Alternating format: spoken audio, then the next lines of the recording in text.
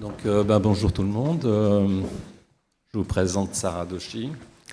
Donc Sarah est chef du service de psycho-oncologie à Gustave Roussy.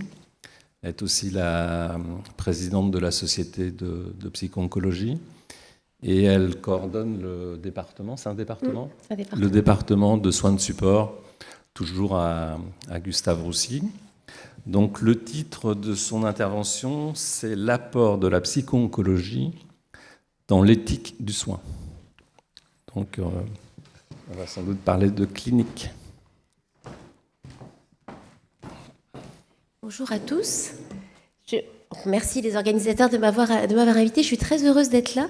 Et alors, en même temps, très intimidée, parce que d'habitude, je parle de ce que je connais. Et là, ce qui m'a justement intéressée dans le fait de venir, c'est que c'était un peu en dehors de mon champ premier, puisque je suis juste psychiatre et pas éthicienne. Et en même temps, c'était ça qui était intéressant. C'était justement d'aller réfléchir un peu et de partager des choses avec les deux discutants ce matin. Donc voilà, je vous demande beaucoup d'indulgence. Et puis, je vais effectivement essayer de vous parler de comment l'intégration des psychologues, des psychiatres au cœur du soin en cancérose, qui est la définition de la psycho-oncologie, peut contribuer à favoriser l'éthique du soin. Alors juste pour deux petites précisions, je fais partie du comité d'éthique de Gustave Roussy depuis plusieurs années, et il y a quelques années, je m'étais insurgée parce qu'un jour on a eu un cas qui était soumis. C'était un patient avec ce qu'on appelait pudiquement une psychose infantile, en tout cas un retard du développement majeur, jeune patient adulte sous tutelle, avec une leucémie, et les hématologues avaient soumis son cas au comité d'éthique pour savoir s'il fallait ou pas entreprendre un traitement lourd chez ce patient. Et je m'étais insurgée en disant, mais c'est tout de même incroyable, il y a une équipe de psychologie bien fournie à Gustave Roussy qui n'avait pas vu le patient, qui n'avait pas vu les parents, le tuteur n'avait pas été contacté, enfin rien n'avait été fait d'une prise en charge multidisciplinaire, et on était directement passé au stade du comité d'éthique. Et je me suis dit, ce jour-là, il y a quand même un problème dans la conception même de l'éthique qui viendrait potentiellement recouvrir finalement ou prendre la place de la discussion pluridisciplinaire. Et j'en reviens à ce que je vous disais sur l'humilité de ma présentation. Peut-être que finalement, ce n'est que essayer de vraiment structurer un champ pluridisciplinaire digne de ce nom, et que la démarche d'éthique est après. En tout cas, je vais vous raconter ce que peut essayer de faire un psy pour que ça se passe moins mal. Et effectivement, la place d'où je parle, c'est une de ces mains-là, une des nombreuses mains qui contribuent à constituer un soin respectueux de la personne. Alors, je vais parler d'accès aux soins, je vais parler de consentement aux soins, je vais parler d'accompagnement et de soutien par les psys de la démarche éthique, un petit peu ce que je viens de vous dire. Et puis, si on a le temps, je vous dirai 2-3 mots de questions que je pense éthiques posées par la répartition des soins en soins de support et cet éternel problème de besoins qui dépasse largement les ressources, qui pose aussi, je pense, certaines questions d'éthique. Alors, pour commencer par des données, vous savez, les gens qui travaillent dans des CLCC ont des formations professionnelles. La première question qu'on nous demande, c'est où sont les datas. Alors, où sont les datas ? Après, on a le droit de réfléchir, mais seulement après. Ce qu'on sait, c'est que l'accès des patients atteints de pathologies psychiatriques au dépistage des cancers est diminué. Alors ça, bon, ok. Mais ce qui est intéressant, c'est qu'il est diminué pour finalement des motifs identiques à la population générale. Des représentations liées au cancer, la banalisation, des attentes aux soins des attentes par rapport aux soins qui ne sont pas adéquates, la peur, et ça limite le recours des patients. Et puis ce qui limite leur accès, c'est ce qui va souvent avec la pathologie psychiatrique sévère, un niveau socio-économique défavorisé, un manque de soutien familial, des problèmes d'accès, de transport, des oublis, de la gêne à se montrer, etc. L'âge étant un facteur de plus. Certes, la pathologie mentale représente un risque accru de ces facteurs de risque, mais on n'aurait pas, dans les différentes études, il n'y en a pas énormément, de motifs spécifiques de faible recours au screening, au dépistage chez ces patients. Première question qui se pose, finalement, une histoire de vulnérabilité et... Je disais, est-ce que c'est de l'éthique, est-ce que c'est de la pluridisciplinarité, je ne sais pas. Mais en tout cas, une vraie question que pose la représentation de l'accès aux soins par une population dont on pourrait penser que justement, c'est parce qu'elle son mode de fonctionnement la rend moins désireuse de soins et qui a simplement moins accès que les autres parce qu'elle est plus vulnérable. Même constatation, même donnée en ce qui concerne l'accès au traitement, avec des problèmes d'observance sur lesquels on commence à avoir des données. Il y en a une que j'ai pas eu le temps d'intégrer là, qui vient tout juste de sortir sur le cancer du sein et l'observance aux anti-aromatases, montrant que la dépression est un facteur de risque majeur de non-observance. Même chose globalement qu'on retrouve pour les études plus anciennes, un risque de non-observance majoré pour des raisons spécifiques à la pathologie mentale. Perte d'espoir, isolement social, troubles cognitifs, mauvaise communication. Un patient profondément déprimé est ralenti, va moins s'engager dans le lien, va moins susciter l'intérêt et l'empathie et va avoir effectivement des risques de moins bonne communication. Et puis pour des causes non spécifiques, comme pour le dépistage, je ne reviens pas dessus. C'est la même chose pour les patients atteints de psychose, de schizophrénie ou apparentée, moins bonne adhésion aux soins, moins bonne compréhension des soins. Et là, pour le coup, on est dans des troubles spécifiques liés à la maladie, tendance au repli, à la passivité, clivage entre les équipes, interprétation quelquefois erronée de certains symptômes, mais toujours un problème de co-occurrence de facteurs de risque avec des problèmes de carence éducative. Donc là aussi, des données qui sont en faveur d'une carence de soins chez ces patients. Je vous disais que j'allais parler en tant que psychiatre, et la question pour nous, c'est comment la psycho-oncologie, l'intégration de la psychologie au cœur des soins peut permettre de favoriser l'accès aux soins de ces patients. Alors, une autre question qui est quelque chose qui me met très en colère depuis des années, mais je pense que va falloir que ça va encore durer assez longtemps parce que les raisons sont complexes, c'est ce tout petit critère d'exclusion qui est en général le 13e ou le 14e dans quasiment tous les protocoles de recherche en cancérologie, mais j'imagine dans d'autres disciplines aussi, patients ne pouvant se soumettre aux contraintes de la recherche pour des raisons psychiatriques, sociales ou géographiques. Une espèce de délit de faciès psychiatrique. Alors, bien sûr qu'on peut comprendre, quand on fait un essai, on a besoin de limiter les perdus de vue, ça coûte très cher, puis parce que, pour être juste, ça limite la validité de l'essai. N'empêche que, à une époque où on présente, où l'Institut national du cancer présente l'accès à la recherche et à l'innovation comme une chance, à l'époque où on donne des objectifs d'augmentation d'inclusion dans la recherche au niveau national, accepter sans aucune question qu'il y ait ce petit item à la fin des protocoles pose de vraies questions. La vraie question étant peut-être simplement pourquoi est-ce que cet item peut être généré sans qu'on ait posé la question à un psy de savoir si un accompagnement permettrait éventuellement aux patients de se conformer à l'essai. Ne serait-ce que ça, pour tenir compte du contexte global. Et puis, la question va plus loin. Vous avez certaines molécules, il y a des protocoles récents sur des inhibiteurs de P3 kinase, qui sont des molécules qui peuvent éventuellement, enfin dont on n'est pas totalement sûr qu'elles n'aient pas un effet psychologique. Il y a eu un ou deux cas de suicide dans les tout premiers essais, du coup les promoteurs sont terrorisés. Et on retrouve du coup dans les items d'exclusion, ce que vous avez là, donc vers des items qui sont traduits autrement, c'est des items quantitatifs d'exclusion reposant sur des questionnaires. Donc il ne s'agit pas de relations, il ne s'agit pas de soins, il ne s'agit pas d'essayer de voir si on peut soigner, on en est très très loin. Simplement, l'attaché de recherche clinique vérifie si ces questions-là comportent éventuellement une exclusion, et ça va permettre, quand on regarde bien, d'exclure les patients ayant globalement des problèmes de santé mentale, ayant des idées suicidaires, étant particulièrement anxieux. Mais alors, on met aussi les bipolaires, les obsessionnels, les schizophrènes, antécédents de suicide et de pensée d'homicide, parce que tout ça, c'est pareil, c'est dangereux. Non. Et là encore, c'est quand même très perturbant de voir comment, sans aucune question, on va exclure une population de l'accès à ces molécules, ce qui veut dire, d'ailleurs, obtenir des résultats de recherche qui ne seront pas basés sur la population générale. Et avec la vraie question après, est-ce que ces médicaments testés donc sur une population biaisée vont être accessibles ou pas à l'ensemble des patients, ou est-ce que de fait, pour protéger la sécurité de l'essai, on va avoir exclu tout un pan de malades du test de l'hypothèse de recherche. Alors, ce qu'il y a derrière, c'est effectivement cette idée que le fou, enfin toute notre représentation du fou est en dehors de l'acceptation implicite de l'autorité et de la règle, donc on ne pourra pas le mettre dans des essais, c'est pas possible, il va forcément en sortir. Ça repose sur un manque de connaissance de la pathologie mentale, sur des stigmatisations, des représentations erronées. Ça fait partie des raisons pour lesquelles il y a des psys dans les services de cancérologie. avec des phénomènes qui vont quelquefois être très délétères pour le patient. La notion de mauvaise compliance des patients atteints de pathologies psychiatriques est quelque chose qui peut générer une culpabilisation inconsciente du patient. Bah oui, si vous aviez pris le traitement, si vous étiez venu faire l'examen de surveillance. Et il y a derrière des mécanismes en miroir qu'on va voir se mettre à l'œuvre tant entre les équipes oncologiques et les patients qu'entre les équipes oncologiques et les équipes psychiatriques. Il y a une espèce d'exclusion réciproque de celui qui est différent.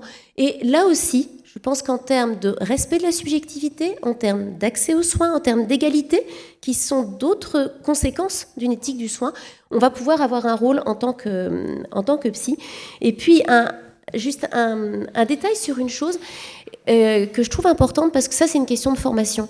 La relation de soins est souvent plus ou moins implicitement validée par la reconnaissance de l'autre. C'est-à-dire que si jamais je suis renseignée sur le fait que j'ai bien fait le soin que je devais faire, parce que le patient en face a eu l'air content, m'a souri, j'ai l'impression que j'ai une bonne relation avec lui, enfin, ce genre de choses. Et effectivement, avec des patients atteints de pathologies psychiatriques sévères, ça peut ne pas être le cas, pour des raisons simplement d'expressivité faciale, pour des raisons de ralentissement ou d'émoussement affectif, pour des tas de raisons qui ont trait à la pathologie elle-même, à la comorbidité.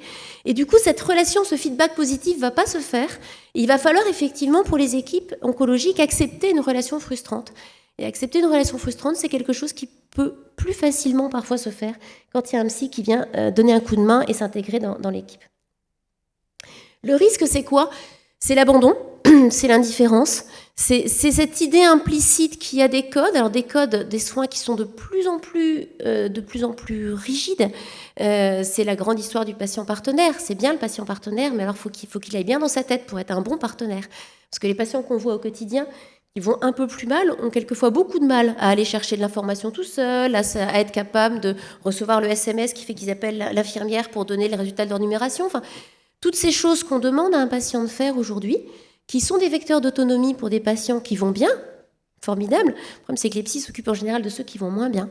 Et le risque, c'est effectivement de construire un système non éthique, parce que générateur en lui-même d'exclusion, là où la barre sera trop haute.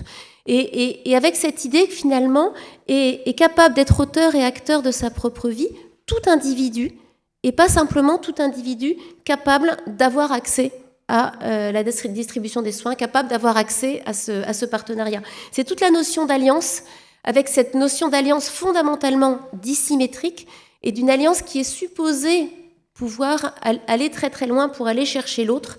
Et ça, on va en parler dans des situations cliniques après. Alors, un exemple de situation clinique qui nous a mis en grande difficulté, c'est une patiente de 46 ans qui avait un carcinome muco-épidermoïde, je crois, du massif facial, enfin une tumeur à évolution très très lente. La traduction pour le psychiatre, c'est ça. Tumeur placée à l'intérieur du massif facial, patiente avec une pathologie psychiatrique mal étiquetée qui nous était arrivée à Gustave Roussy en venant d'un hôpital, d'un tout petit hôpital de province, et où elle avait des soins. On savait que le CMP était dans la boucle, mais personne n'avait jamais très bien réussi à savoir ce qu'elle avait. En tout cas, une dégradation sociale majeure, une patiente qui vivait d'aide sociale, 3 enfants tous placés, qui ne voulaient plus la voir. Enfin, vous voyez à peu près le type de handicap lourd. Et ce qu'on lui propose, c'est un traitement chirurgical très lourd, puisqu'il s'agissait d'une ablation d'une partie du massif facial. Alors certes, avec une reconstruction, on refait la mâchoire avec le péroné, enfin tout ce que vous savez, c'est quand même très lourd. Et le problème, c'est que c'était ça, ou l'évolution spontanée d'une tumeur qui était très douloureuse, puisque dans un espace clos et bourré d'innervation. Le problème de cette patiente, c'est qu'elle avait une demande de soins. Elle se présentait, surtout dès qu'elle était un peu symptomatique, elle se présentait à l'hôpital en disant « soignez-moi, faites quelque chose ». Et puis dès qu'on mettait en place quelque chose, elle ne venait pas faire les IRM, ou quand on arrivait à la mettre dans une démarche de soins, elle se mettait en dehors, je surveille juste l'heure, elle se mettait en dehors de elle est sortie une fois de l'hôpital comme ça, la veille de l'intervention chirurgicale. Enfin, elle montrait par son comportement un consentement plus qu'aléatoire. certes intriqué aux troubles psychiatriques, puisque c'était dans des moments de fluctuation d'angoisse, certes associé à une instabilité émotionnelle, un vécu plus ou moins interprétatif, à une vraie vulnérabilité psychiatrique. C'est une femme qui avait été enfermée, par exemple, dans une citerne quand elle était petite, dans la cour de sa ferme, et effectivement, dès qu'on la mettait dans une IRM, ça allait pas du tout. Et effectivement, on se trouve dans une situation de troubles psychiatriques qui, à la fois, module potentiellement le discernement, mais qui, en même temps, mettent en péril le succès de l'intervention chirurgicale, puisque, avec un consentement aux soins pareil, on voyait mal comment imaginer les 6 mois de rééducation après. Pardon, je suis partie en arrière. Voilà. Donc, les questions qui se sont posées pour cette patiente, c'est est-ce qu'elle comprenait les informations données ? A priori, oui. Est-ce qu'elle comprenait les risques, y compris le risque d'évolution vers la douleur ? La réponse est oui. Est-ce que la pathologie psychiatrique était impliquée dans la situation ? La réponse est oui. On a effectivement un état de vulnérabilité particulière, et la question c'est est-ce qu'on plaide le défaut de discernement au sens où l'état émotionnel ne permet pas au discernement d'agir sur le comportement, ou est-ce qu'on plaide la mise en cause d'un principe de bienfaisance vu du côté médical, c'est-à-dire des médecins qui diraient il faut absolument la soigner parce que sinon cette pauvre dame va avoir un jour très mal et va être très mal, même si elle ne comprend pas et qu'éventuellement on engage des soins avec une contrainte. Alors, sur cette question-là, on a sollicité le comité d'éthique de la Ligue, le comité national d'éthique de la Ligue contre le cancer. Et c'est pour ça que je me suis permis de ramener le cas, parce que j'ai trouvé leur réponse qui nous a beaucoup aidés. Et leur réponse était de dire, finalement, ce qui peut éclairer ce cas, c'est de se ramener aux missions justement du psy et de l'équipe oncologique, essayer de tout faire pour éclairer le discernement, et pour renforcer, pour être certain de la compréhension, être capable de reconnaître les formes de refus, y compris dans leur traduction comportementale, et surtout, tout en s'engageant pour éviter la non-assistance à personne en danger. Alors, je n'ai pas le temps de vous résumer là, mais c'est une histoire qui a duré 9 fois, où on a appelé 18 fois à l'hôpital, le CMP, on a remué ciel et terre pour la faire revenir, et à chaque fois, elle repartait à la dernière minute.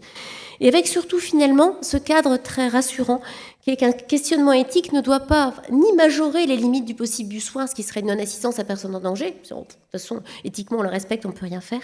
Mais dans ce cas-là, ne doit pas non plus reculer les limites du possible. Et on était effectivement sur une question de non-possibilité, où la vraie attitude éthique, et ce qui a été fait au plan psy après, c'est d'accompagner l'équipe oncologique pour arriver à faire de ce refus quelque chose d'éclairant pour leur pratique ultérieure, et pas la conclusion que quand c'est un malade psychiatrique, on ne traite pas, parce que de toute façon, la dernière fois, on a attendu 9 mois, et même le comité d'éthique de la Ligue nous a dit qu'on avait eu raison.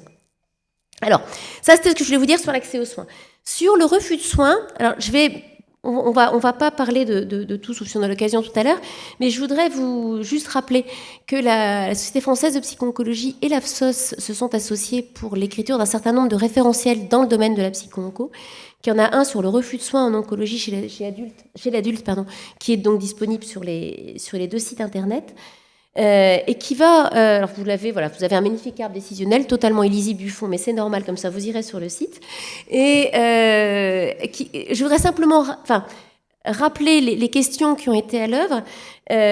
C'est une question sur le discernement qui était une question là encore de clinicien et pas d'éthicien strict. Une des questions fondamentales a été est-ce que chez ce patient qui refuse les soins, il y a des symptômes dont la sévérité est susceptible d'altérer les capacités de discernement et où dont le traitement peut faire évoluer la situation. Ça veut dire quoi ? C'est le patient douloureux, le patient avec des symptômes physiques majeurs, le patient avec des troubles cognitifs, le patient avec des troubles psychiatriques sévères, une mélancolie, je vais vous montrer un exemple, une anxiété majeure ou une attaque de panique, des choses comme ça. Et c'est une des places du psy, et ce pourquoi il va être sollicité, c'est pas pour faire changer d'avis le patient, comme c'est souvent un peu le rôle qu'on nous donne en cas de refus de soins, mais c'est pour essayer de vérifier effectivement que son discernement n'est pas altéré par une symptomatologie pour laquelle on pourrait apporter un traitement. Et puis, accessoirement, il va y avoir évidemment un rôle de médiation et d'essayer de compréhension des représentations, de compréhension de ce que le patient souhaite. À chaque fois, on est pris dans ces situations de refus de soins, vous le savez, entre les deux principes d'autonomie et d'assistance à personne en danger. Je voudrais juste rappeler, puisqu'on parle de psy, que l'atteinte des capacités de discernement d'un patient, même lorsqu'on l'établit, ne le prive pas de ses droits et de sa liberté. Donc on n'est pas pour autant autorisé à le traiter, mais là c'est encore une autre question. Donc, juste rapidement, le rôle du psy dans cet arbre que je vous engage à aller regarder, je mets ça dans le bon sens, ça irait mieux. Le rôle du psy, il va être éventuellement, une fois qu'on aura renforcé l'information du patient, éventuellement donné un deuxième avis, fait une deuxième proposition, il va être, une fois qu'on se sera assuré du contrôle des symptômes physiques, le psy, il va être là, dans la vérification de la capacité de compréhension et vérification de l'état psychiatrique. Il va être ensuite, si jamais il n'y a pas ni trouble cognitif majeur, ni trouble psychiatrique majeur, il va être dans une recherche de médiation, dans une recherche de compréhension, dans une recherche de comprendre ce qui fait que cette proposition n'est pas adéquate pour le patient. Et éventuellement, il va être dans la discussion éthique et collégiale qui aura lieu s'il y a un problème psychiatrique grave ou s'il y a un problème de trouble cognitif grave, puisque dans les deux cas, il n'y a pas abolition du discernement, et il va falloir effectivement structurer un espace de parole. Alors, ça, ce n'était pas le thème de la présentation, donc je passe rapidement. Autre situation clinique. Une patiente demandant un arrêt des soins, c'est un coup de fil que j'ai eu un jour d'une collègue en SSR, me disant, écoute, on est en train d'envisager avec l'équipe une décision de limitation des thérapeutiques chez une patiente qui veut plus rien. Je sens bien qu'il y a quelque chose qui ne va pas. Voilà, c'était la veille de Noël, donc me disant, on ne peut pas vraiment organiser une réunion tous ensemble, mais quand même, je voudrais un avis externe. Et elle raconte l'histoire d'une patiente qui, 4 mois plus tôt, avait été opérée d'une tumeur, là encore, du visage, de la tête métastatique, opérable néanmoins au prix de séquelles fonctionnelles majeures prévisibles, mais opérable néanmoins avec une patiente qui, à cette époque-là, avait clairement demandé des soins, dame très dynamique et autonome. En préopératoire, quand on lit le dossier, on voit l'infirmière note à 2 endroits différents, attention, la patiente n'a pas l'air d'avoir bien compris ce qui l'attend. Il faudrait la réinformer. On ne peut pas savoir si ça a été fait, c'est pas noté dans le dossier. Ce qu'on note aussi dans le dossier, c'est des facteurs de risque de vulnérabilité. C'est une patiente qui est veuve, qui est isolée socialement, qui est déjà sous antidépresseurs depuis des années. Là-dessus, elle est opérée, elle a un post-opératoire difficile, à 6 semaines, elle est toujours hospitalisée, et petit à petit, elle est de plus en plus fatiguée, de plus en plus ralentie, elle dort pas bien. Et là, forcément, vous vous rappelez ce que je vous ai dit tout à l'heure sur ces mécanismes d'exclusion au miroir, on se dit qu'elle a un antidépresseur et que ça doit être ça qui la fatigue. Les psychotropes, c'est connu, c'est pas bon pour les patients. Et donc, on arrête l'antidépresseur en se disant c'est iatrogène, et puis on l'envoie en SSR parce que quand même 6 semaines, ça fait long pour une T2A. Et 8 semaines après, le SSR appelle sur un tableau d'une patiente qui va effectivement... Alors, je l'ai fait venir le lendemain matin, cette patiente. Une patiente mutique, ralentie, qui est dans un état somatique assez effroyable et un peu dur à comprendre, mais dont on comprend quand même qu'elle se reproche son état, qu'elle pense qu'elle sent mauvais, qu'elle est un poids pour tout le monde. Une équipe qui est prise dans des mécanismes, alors à la fois de compassion, de si j'étais à sa place, de c'est épouvantable ce dont elle souffre, de frustration, parce que on avait l'impression que ça allait bien se passer, puis ça se passe pas bien, voire de culpabilité sur ce qu'on lui a fait dans cet hôpital où on traite des tas de choses. Donc finalement, la communauté soignante devrait réparer et là montrer de la compassion vis-à-vis de cette dame. Et un mélange entre l'idée de finalement être bienfaisant avec elle. Est-ce que c'est répondre à ce qu'elle demande, c'est-à-dire tout arrêter, ou est-ce que c'est rester engagé et continuer à la traiter, mais à traiter une dame qui hurle quand on lui fait ses soins et qui dit « fichez-moi la paix, enlevez tout ça ». Et effectivement, la demande de limitation des soins, elle était dans ce magma-là, où il a effectivement fallu deux rôles de psy. Le premier, avec un avis clinique strict, disant attention, là, clairement au niveau émotionnel, cette patiente ne peut pas être considérée comme ayant son discernement. Et d'autre part, en soutien de l'équipe, justement pour essayer d'y faire un peu le tri dans ces différents mécanismes-là et arriver à réengager l'équipe sans clivage dans une démarche de soins qui est à peu près compréhensible pour tout le monde, ce qui est quand même une condition pour que ça se passe correctement. Alors, cette histoire-là, c'est bien terminé, elle ne se termine pas toute bien, mais dans ce cas présent, la patiente a été mise sous double traitement antidépresseur et amphétaminique parce que ça marche plus vite. Et dans ce type de situation, c'est très pratique.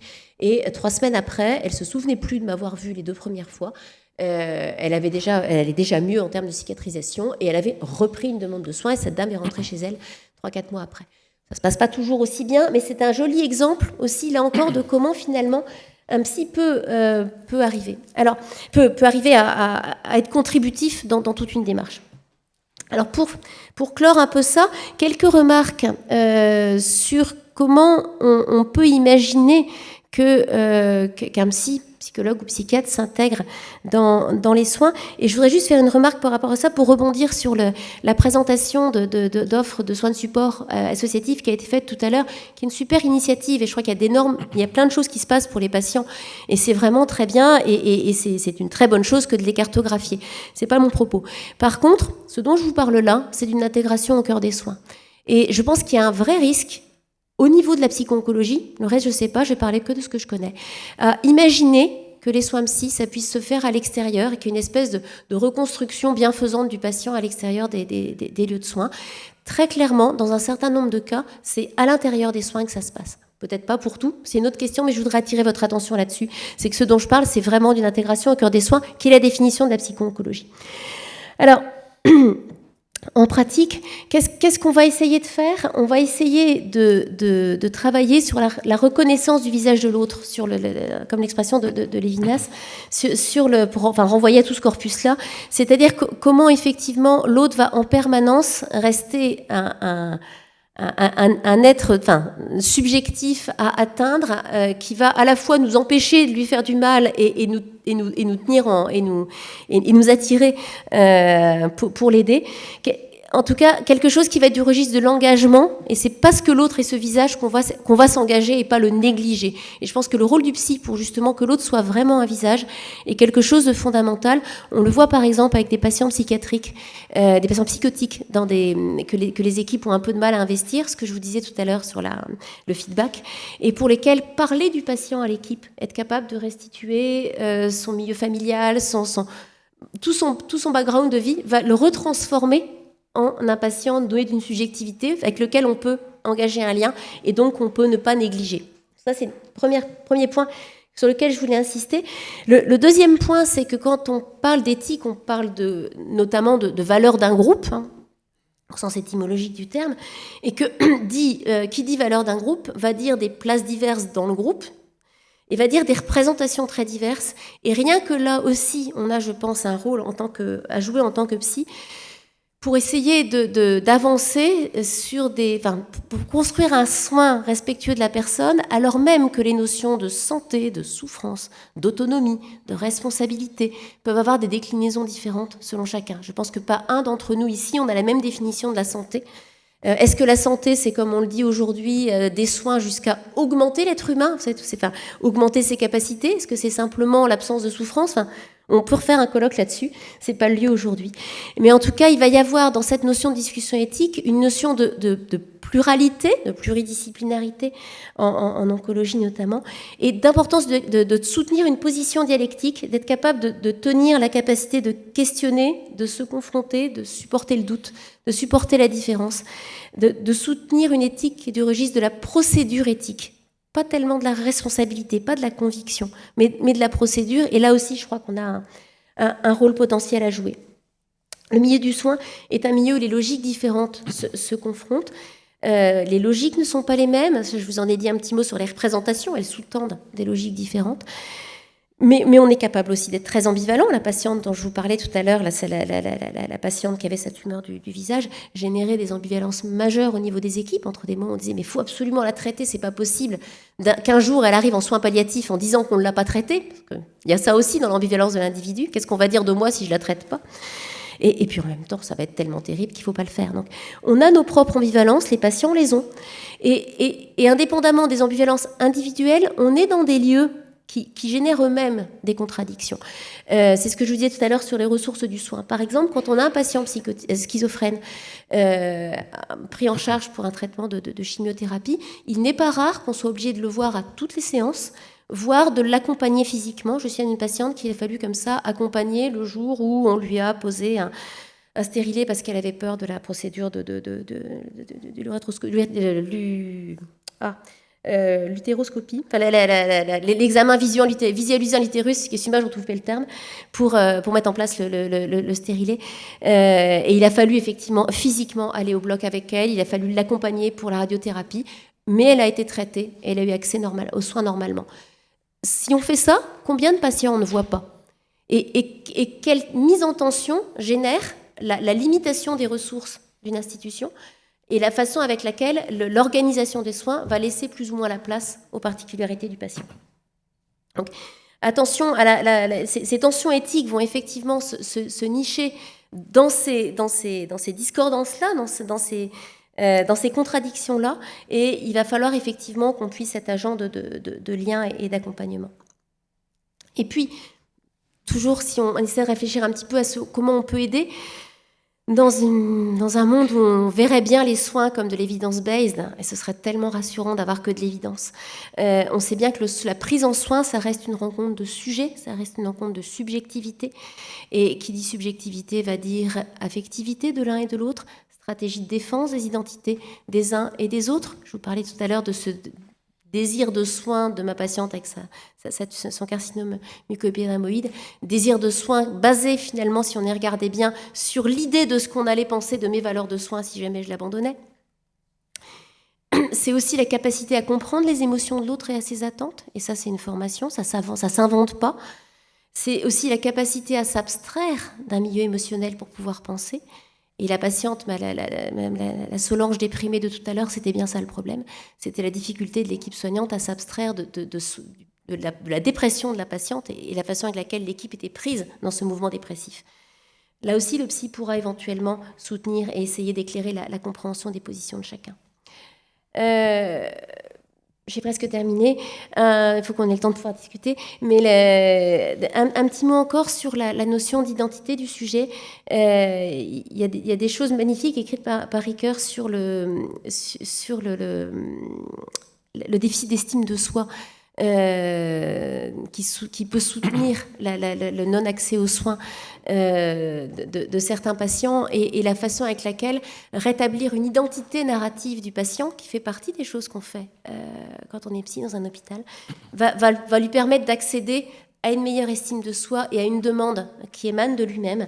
Et là encore, on est renvoyé à cette notion de sollicitude et d'engagement vers l'autre. Alors, pour conclure, il y a finalement dans les quelques rôles que j'ai pu lister, et pardon parce que pendant toutes les diapos et toute la présentation, je me suis dit mais finalement peut-être que je parle juste de pluridisciplinarité et de respect. Je ne sais pas bien, mais je pense que c'est la discussion après qui va permettre de l'éclairer. Mais en tout cas, ce que peut faire la psycho-oncologie, c'est du soutien, de la reconnaissance de l'altérité du patient, mais de l'altérité des autres soignants. Et aider à reconnaître ces différentes positions, à cartographier un petit peu ce qui peut se passer, aider à se connaître aussi, aider à comprendre ce qui sous-tend nos motivations en tant que soignants et ce qui peut faire dans certains patients notre désir de soin pour l'autre. C'est la psycho-oncologie en tant que support de la tolérance au doute, être capable justement de soutenir une incertitude, être capable de ne pas vaciller dans nos convictions de soignants lorsqu'on est confronté à une limite et à une contradiction et à de l'incertitude. Et puis c'est enfin la psycho-oncologie comme vecteur et support du maintien du lien et de l'engagement. Vecteur parce qu'on a un rôle à jouer auprès du patient, et que là je parle de l'équipe soignante, mais l'équipe de soignantes c'est aussi nous, donc on est tout autant soumis aux mêmes questions sur la subjectivité, l'affectivité, enfin je n'exclus pas du tout le psy dans les acteurs qui ont à être humbles par rapport à tout ça, mais c'est effectivement comment son rôle va permettre de soutenir l'engagement d'une équipe, et en vous rappelant peut-être pour finir que cet engagement, c'est pas un engagement à la place de l'autre, c'est pas un engagement à la place du patient, on n'y arrive jamais comme ça. Ça peut être un engagement pour l'autre ou surtout un engagement vers l'autre. Et peut-être que finalement c'est là qu'est notre rôle, à essayer de maintenir au maximum cette énergie vers l'autre, d'où va naître une réelle éthique du soin. Voilà, juste conclure cette citation de Didier Sicard. Sur la prise en soin, vous connaissez peut-être, sûrement, c'est donc assumer notre métier pour en faire peut-être le dernier rempart face à l'indifférence de notre monde, le dernier refuge de l'humanité de notre société. Je vous assure qu'en tant que responsable d'un département de soins de support dans un grand hôpital où la T2A est omniprésente, c'est vraiment du vécu. Voilà, et puis juste, je laisse cette diapo derrière pour vous inviter au prochain congrès de la Société française de psycho-oncologie qui est à Lille en novembre. Et on va aussi parler de limites, d'altérité, de liens, d'engagement, enfin de tout ça. Je vous remercie.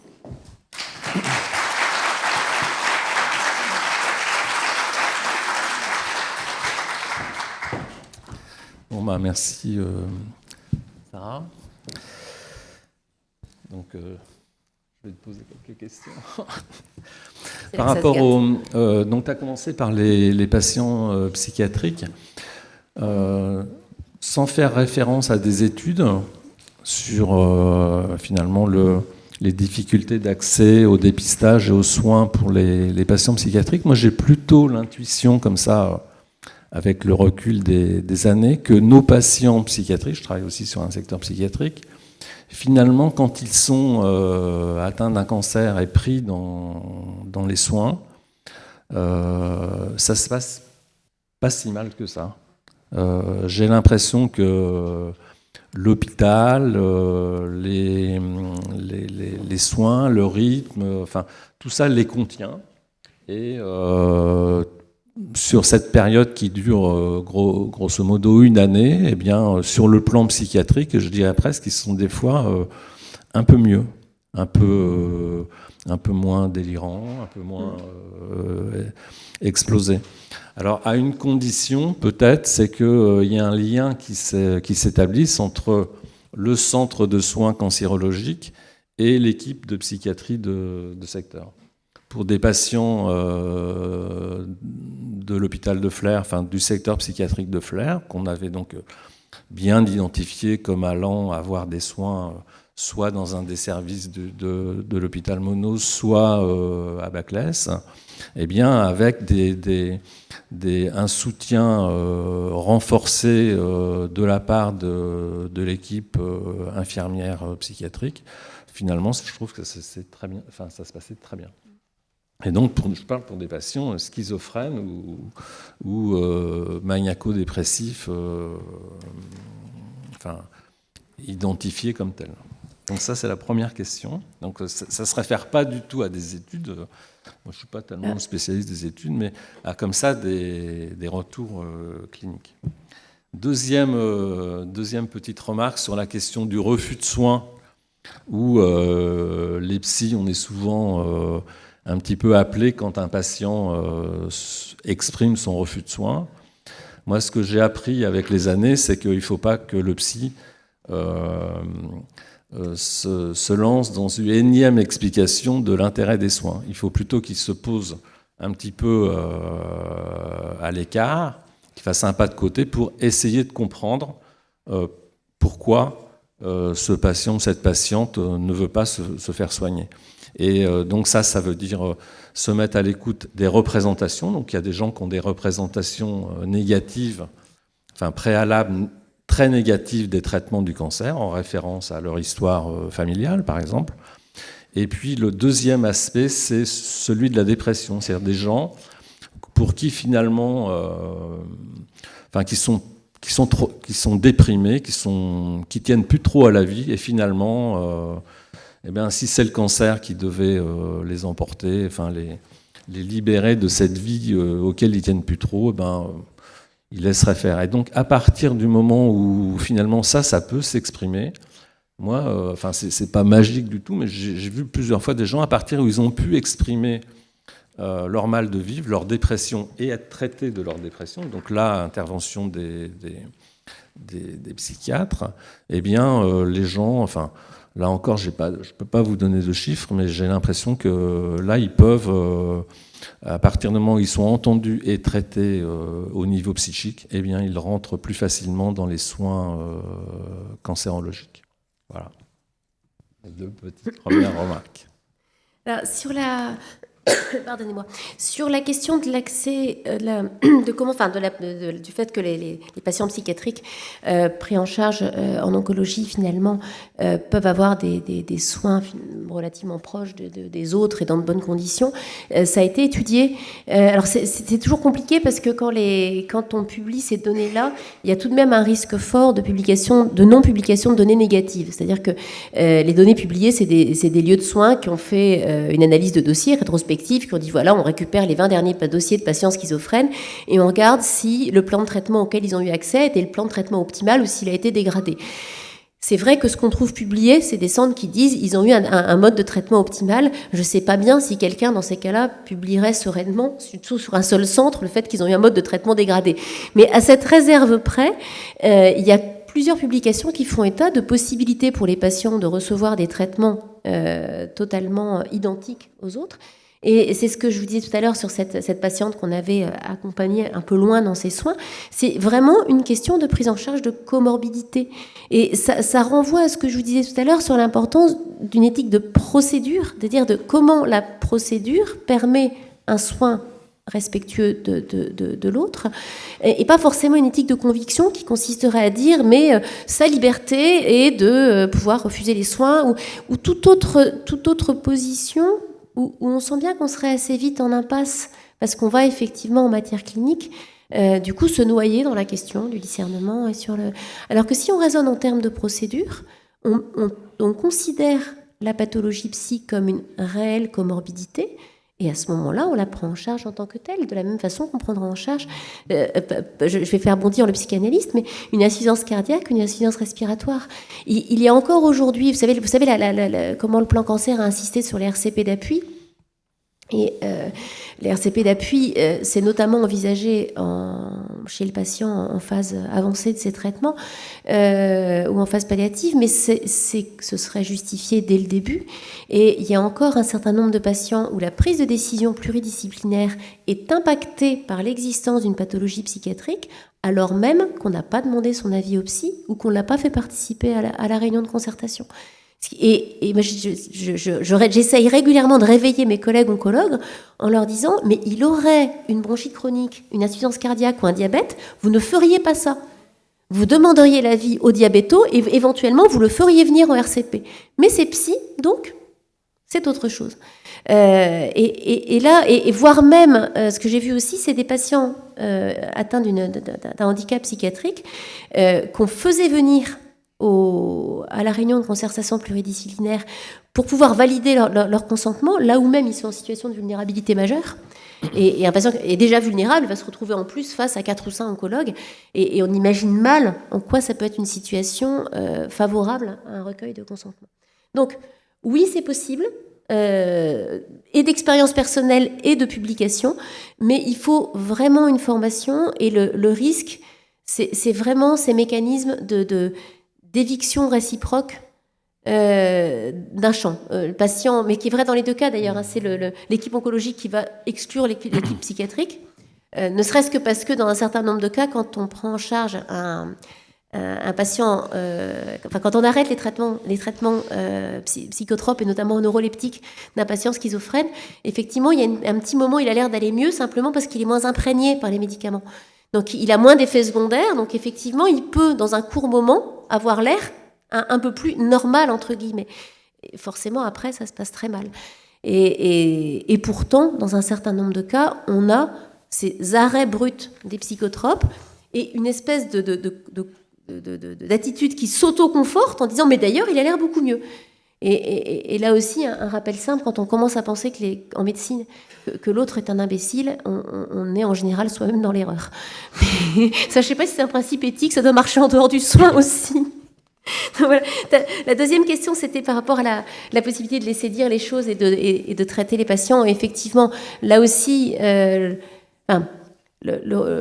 rebondirais sur le fait que lorsqu'on met en condition de pouvoir dire, on permet souvent aux patients de ne pas agir.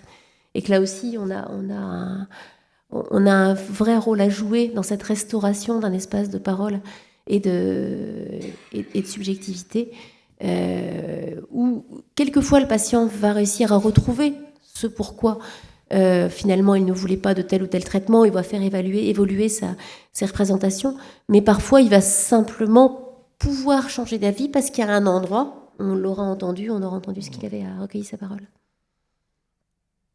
Bon, donc on ne va pas monopoliser la parole. Est-ce qu'il y a des questions dans la salle ? En attendant que les doigts se lèvent, moi j'avais 2 questions. D'abord, un grand merci pour votre présentation qui fait réfléchir et qui montre combien c'est compliqué de gérer ces cas-là. Le premier point sur la recherche, il est vrai que tous les protocoles excluent les patients psychiatriques pour des raisons réglementaires surtout, problème de la compréhension et la gestion du consentement éclairé. Donc c'est vrai que dans tous les protocoles, on voit critères de non-inclusion, patient dément ou sous toute tutelle. Donc je pense que pour faire évoluer ça va demander beaucoup de travail. Je voudrais juste réagir. Patient dément ou sous tutelle avec un problème de consentement, c'est évident que c'est un problème réglementaire. Alors, il y a plein de choses intéressantes. Ça pose la question de faire de la recherche chez des patients non en état de donner leur consentement. Et la question a été posée notamment pour la recherche en situation d'urgence. Mais c'est une autre question. Mais que par contre, on considère implicitement comme non capable de donner un consentement éclairé un patient qui n'a pas d'autres critères que pathologie psychiatrique pouvant entraver l'adhésion à l'essai, c'est ça qui me choque. Exact, d'autant qu'effectivement, ce que vous disiez tout à l'heure sur les troubles constatés ne concernent pas forcément les patients psychiatriques, la dépression, l'anxiété, etc. C'est souvent des critères de non-inclusion.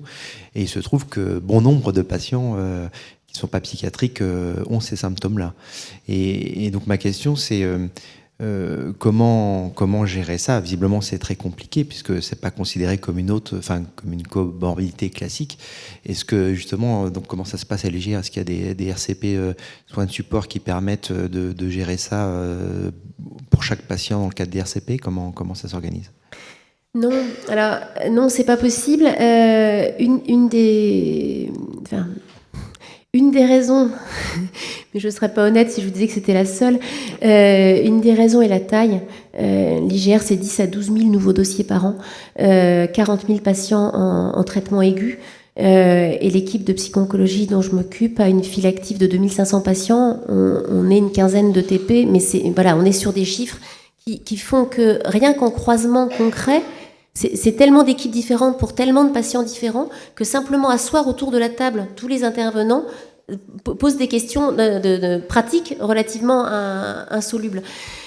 Donc non, les RCP de soins de support, la participation du psy au RCP, etc., on en rêve, mais voilà, ça reste pour le moment dans nos rêves. Par contre, qu'on essaye de faire, c'est d'agir en termes de formation.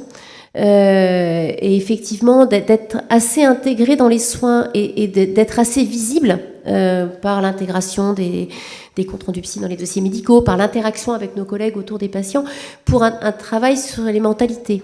Et c'est vrai que je sais une remarque qui m'a fait très chaud au cœur un jour où un collègue m'a dit mais finalement depuis que votre équipe s'est un peu étoffée, a changé de méthode de travailler, on voit penser les malades. Et alors, à la fois c'est très sympathique, à la fois ça fait très peur parce que ce n'est jamais que ce qu'on traduit de leur pensée, donc c'est un peu intimidant. Mais c'est ça qu'on essaye de faire, c'est-à-dire de rendre lisible et clarifier le champ psychologique de manière à ce qu'au moins on arrête d'exclure par peur et par méconnaissance et par incompétence. Donc, ce sont des formations destinées aux soignants hospitaliers pour dépister éventuellement les besoins des patients, c'est ça? Formation aux soignants, formation des internes à l'arrivée, tous les 6 mois, courageusement. Et on a pas mal travaillé aussi sur des contenus, les référentiels des contenus, des différents contenus de formation en ligne. Là encore, avec un souci du nombre, il y a 250 internes à chaque promo à l'IGR. Donc c'est bête, ça fait partie des humilités qu'on doit avoir. C'est cette contrainte permanente du nombre qui nous rappelle à ce qui est aux limites du possible. C'est une bonne initiative. Est-ce qu'il y a des questions dans la salle? Oui, j'ai une question. Je suis infirmière libérale, donc on a déjà été confrontés à des cas de patients qui avaient des problèmes psychiatriques et donc qui étaient atteints de cancer. Ma question, c'est la suivante. On a l'impression des fois qu'ils ne sont pas vraiment au courant de la pathologie qu'ils ont. Au niveau oncologie, je veux dire. Et faut pas utiliser le mot cancer, faut pas utiliser le mot chimio. C'est arrivé des fois, on arrive à domicile, les parents ou la compagne ou les enfants nous disent surtout ne parlez pas de chimio, de cancer. Ma question, c'est la suivante. Pour la recherche du consentement, normalement, il faudrait effectivement utiliser ces mots-là. Donc après, nous, quand on est en difficulté, à qui on peut s'adresser en fin de compte? Est-ce que ça va être plutôt à l'équipe au niveau du CMP qui va le suivre ou c'est plutôt directement à voir avec l'équipe d'oncologie? Alors, je pense que vous posez une excellente question parce qu'elle pointe le fait qu'un patient, que pour les patients atteints de troubles psychiatriques sévères, encore plus que pour les autres, la communication entre les équipes est majeure pour restaurer un cadre continu et stable. Je pense qu'il faut revenir vers l'équipe oncologique pour savoir ce qui a été dit, et ce qui veut dire qu'il faut que l'équipe oncologique trace ce qui a été dit, parce que dans un certain nombre de cas, les mots ont été dits et les patients ne les ont pas entendus, mais il arrive aussi sûrement que dans un espèce de paternalisme bienfaisant, on n'ait pas dit les mots. Donc il faut déjà savoir ce qui a été dit. Il faut ensuite effectivement voir avec l'équipe de psy ce que le patient peut entendre, et savoir globalement pour ces patients-là que la stabilité de l'information est absolument majeure, et sa clarté aussi. Je me souviens du refus de soins d'un patient, c'est un patient avec une tumeur du testicule, un patient schizophrène, et à qui on avait dit, vous rentrez à l'hôpital pour votre chimiothérapie, mais le lendemain matin, vous irez faire une échographie cardiaque à l'hôpital de je ne sais où, et en fonction du résultat de l'échographie, une fois que vous reviendrez, on vous dirait si on fait la chimio ou pas. Le patient a refusé de venir. C'est juste incompréhensible quand on est schizophrène, ce genre de raisonnement à 14 étages et 12 contraintes. Je me souviens aussi d'une patiente qui avait demandé à sortir de l'hôpital en déclarant qu'on voulait la tuer parce qu'elle avait un drain au niveau abdominal et on avait mis une lame de drainage. Et l'infirmière avait parlé de lame de drainage. Une lame de drainage, effectivement, quand on comprend les choses en dehors du contexte, c'était évident qu'on était en train de la poignarder. Donc, il faut vraiment que vous ayez à ce moment-là un contact avec l'équipe psychiatrique pour justement mieux comprendre à quel degré de troubles du cours de la pensée, de carences éducatives éventuellement, enfin, où est-ce qu'en est le patient. Et après, troisième chose, je pense que vous avez un rôle majeur aussi pour pouvoir dire « Attention, il n'a rien compris ». Parce que là, pour le coup, la question peut se poser de contraintes de résultats.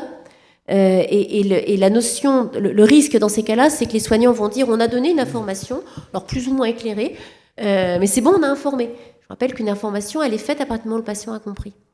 Et donc là, vraiment, je pense que dans la chaîne éthique, si on peut dire ça comme ça, vous avez un vrai rôle qui est de rappeler en disant attention, certes, il consent. Vous avez vu, il y a des procédures en cas de refus de soins. Moi, j'adore. Ça devrait être des procédures en cas de consentement aux soins. C'est-à-dire qu'à partir du moment où il ne veut pas la même chose que nous, c'est embêtant. Mais alors, tant qu'il veut, on a l'impression qu'il veut la même chose que nous, on ne se pose surtout pas la question de savoir si c'est éclairé. Donc voilà, là, je pense qu'il y a vraiment un rôle à jouer. Donc, moi, je voulais te poser une dernière question, parce qu'on arrive à l'heure. Dans ta conclusion, tu parlais donc du soin comme une rencontre de sujets. Donc une attention, bien entendu, à porter au discours et aux émotions du patient, mais l'éthique, c'est aussi l'attention à porter aux émotions des soignants. Et je pense que peut-être qu'un des apports de la psycho-oncologie, des psys en cancérologie, c'est de permettre, notamment dans des situations limites, qui nécessitent une délibération éthique, et de permettre aux soignants d'exprimer leur propre représentation, qui font des fois blocage, pour arriver à ce qu'on pourrait appeler des fois une révision émotionnelle, et permettre d'avancer, finalement, la reconnaissance des difficultés des soignants, débusquer ce que moi j'appellerais les mécanismes d'identification projective, par exemple, qui font obstacle, permet des fois de débloquer la situation. Donc une attention aux patients, mais une attention aux soignants. Pour moi, c'est aussi ça l'éthique, et peut-être l'apport des psys en médecine somatique. Je vais rebondir sur ce que tu viens de dire. Il y a dans les recherches qui ont été faites sur qu'est-ce qui peut limiter le burn-out des soignants, il y a un essai qui a été fait de formation à la démarche éthique, et on a justement regardé si un travail d'1 ou 2 ans, c'était en longue durée, permettait d'améliorer le burn-out des soignants. C'est un travail canadien, si mes souvenirs sont bons. Et ce qui est intéressant, c'est que ça ne changeait rien au niveau de burn-out, mais ça changeait par contre la confiance des soignants dans leurs propres valeurs, et la notion de valeur de groupe. Enfin, là aussi, je pense une bonne traduction de l'effet que peut avoir un groupe Balint ou ce genre de prise en charge. Bonjour, je suis infirmière libérale en campagne, donc sur la pointe de la Manche. Et donc on est très isolé au niveau infirmier, c'est-à-dire qu'on travaille pratiquement seul, ou on a quand même l'aide des médecins. Mais admettons que nous ne soyons pas bien psychologiquement, qui va pouvoir déceler qu'on pourra continuer à suivre le patient qui lui n'est pas bien non plus, sur lequel on a fait un petit transfert parce qu'il y a un lien d'amitié qui s'est créé. Et à part le service d'oncologie où on peut faire appel, je veux dire, est-ce que le médecin proprement dit peut détecter que nous ne sommes pas bien, que nous ne pouvons plus vraiment assumer le suivi du patient qui, lui, est malade psychologiquement par le fait de sa maladie. Pas forcément une maladie antérieure qu'il aurait eue, mais cette maladie psychologique s'est créée suite au traitement ou à l'évolution d'une maladie et dans lequel il n'a plus vraiment de ressort, en fait.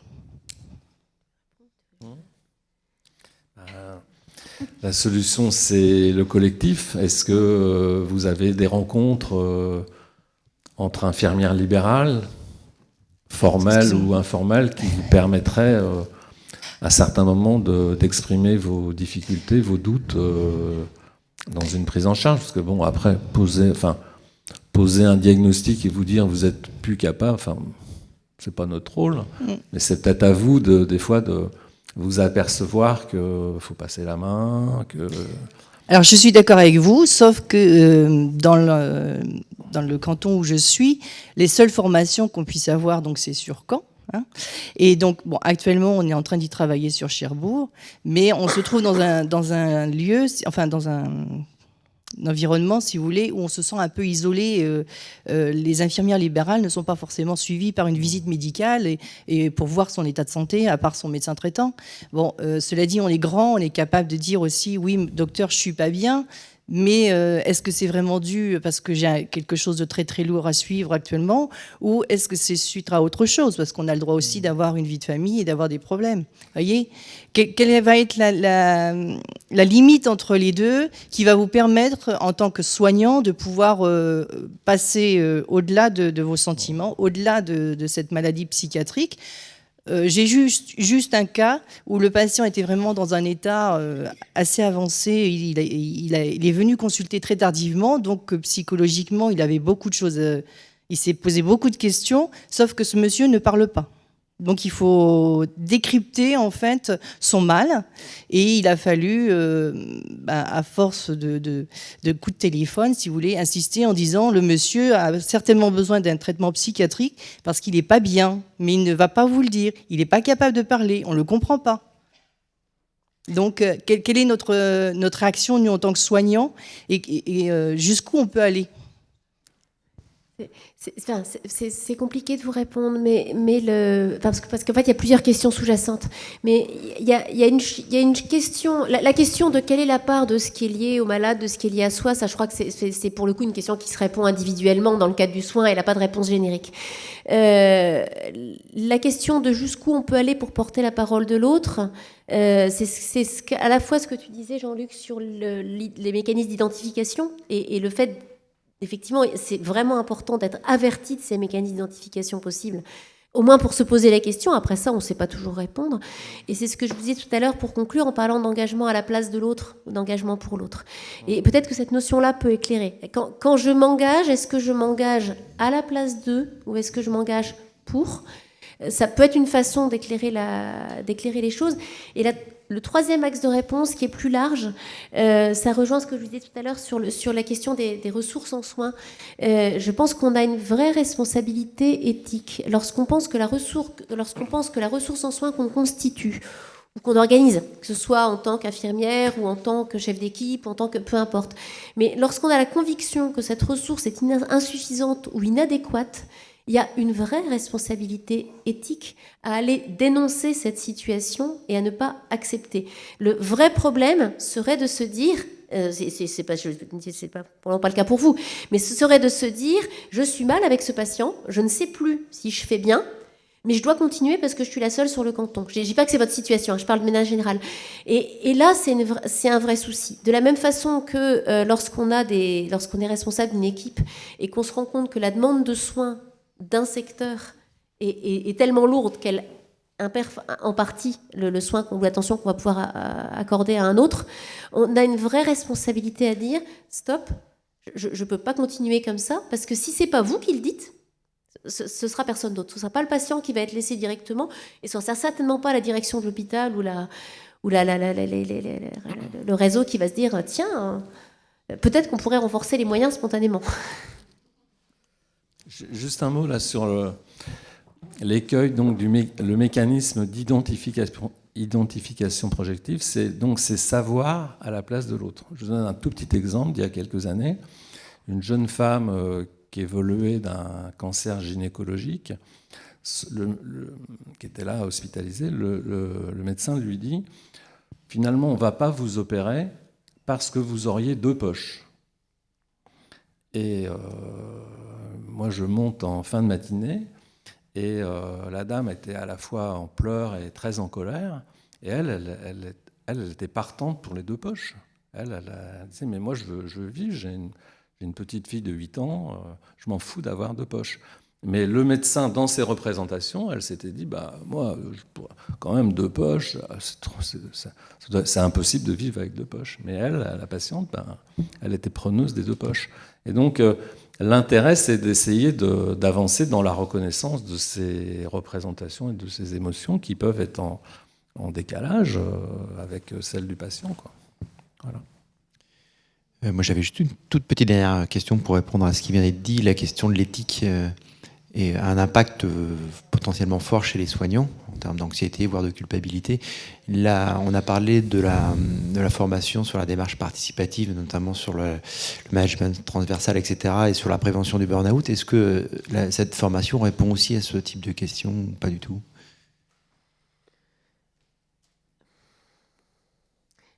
Enfin, je pense que toute formation qui ouvre sur la prise de conscience de soi, la réflexion sur soi, sur ses valeurs, la réflexion sur l'altérité, je pense que toutes ces formations sont un début de réponse. Enfin, je sais pas si je réponds bien à votre question. Si, c'était par rapport aux attentes. Est-ce que ça peut apporter un plus pour mieux gérer le quotidien quand on est confronté à ça ? Ouais. Il y a vraiment une question de posture. Je pense que c'est un peu ça. En lien avec ce que tu disais, il y a des très jolis résultats qui ont montré que lorsque on opérait, lorsqu'une intervention chirurgicale ou radiothérapeutique quelconque privait une patiente d'un âge pas très loin de la ménopause, qui a éventuellement déjà un certain nombre d'enfants, de ses possibilités de fertilité, c'était beaucoup mieux toléré lorsque l'équipe médicale, sans s'arrêter à ces représentations, l'informer de la perte de fertilité exactement comme elle l'aurait fait pour une jeune femme de 20 ans sans enfant. Parce que la reconnaissance fondamentale de l'altérité de l'autre dans un cas comme ça, c'est simplement la privation de fertilité possible. C'est pas, ouais, mais dans son cas, elle en a déjà 3, puis de toute façon, elle est ménopausée dans 5 ans, donc c'est pas un problème, je vais lui parler d'autre chose, j'ai pas le temps. Donc voilà, je pense que il y a une question de posture qui facilite une éthique du soin et qui va derrière avoir un impact bénéfique pour le patient et en tout cas pour le fait que le soignant soit en phase avec ses propres valeurs, même si très probablement ça ne suffit pas à jouer sur le niveau de burn-out. Mais ça, c'est vrai, c'est un résultat qui est vrai pour tous les types d'aides sur le burn-out. C'est la conclusion des dernières années de recherche, c'est que la seule chose à faire, c'est plusieurs méthodes. Et c'est à la fois le groupe de formation à la démarche participative, la relaxation, c'est une formation plus ciblée sur de nombreuses cibles. Alors moi, pour rebondir sur la question de la démarche participative, que je dénomme un peu autrement, mais je pense que l'éthique, ça ne se limite pas à la délibération sur les situations extrêmes ou limites. Ça intéresse l'organisation des soins. Et je crois que, par exemple, quand on parle des questions de la mastectomie en ambulatoire, par exemple, ça pose des vraies questions éthiques. Même si c'est sur les rails et ça risque d'être l'usage le plus répandu d'ici quelques temps, je pense que pour certains patients, ça pose quand même beaucoup de problèmes sur le plan psychique. Et là, la psycho-oncologie a peut-être quelque chose à dire pour essayer de discuter certaines choses. D'où la question de la capacité à rendre visible ce qu'on veut dire. Et d'où la question de la responsabilité éthique du soignant. C'est-à-dire que ça revient à ce qu'on disait tout à l'heure sur la psycho-oncologie comme ancré au cœur des soins, qu'il soit intra-hospitalier ou extra-hospitalier, c'est pas le problème, mais ancré dans la chaîne de soins. Parce que c'est la capacité du psy à ce moment-là, se rendant compte que pour certaines patientes, cette idée de ouais c'est super, elle rentre à la maison le soir même de la tumorectomie n'est pas forcément si bienfaisante que oui, voir de la mastectomie n'est pas forcément si bienfaisante que ça pour tout le monde. C'est la capacité du psy à le voir, à réagir et à le rendre lisible et audible pour le système de soins qui va permettre que ça évolue. Et là, on a pour le coup nous une vraie responsabilité éthique. Et c'est aussi ça, la psycho-oncologie. C'est pas juste se mettre dans un coin, recevoir le patient, considérer avec lui que vraiment c'est très difficile ce qui se passe, voire entreprendre des soins, mais de manière clivée. Très bien, merci beaucoup. Je pense que la psycho-oncologie a beaucoup d'avenir.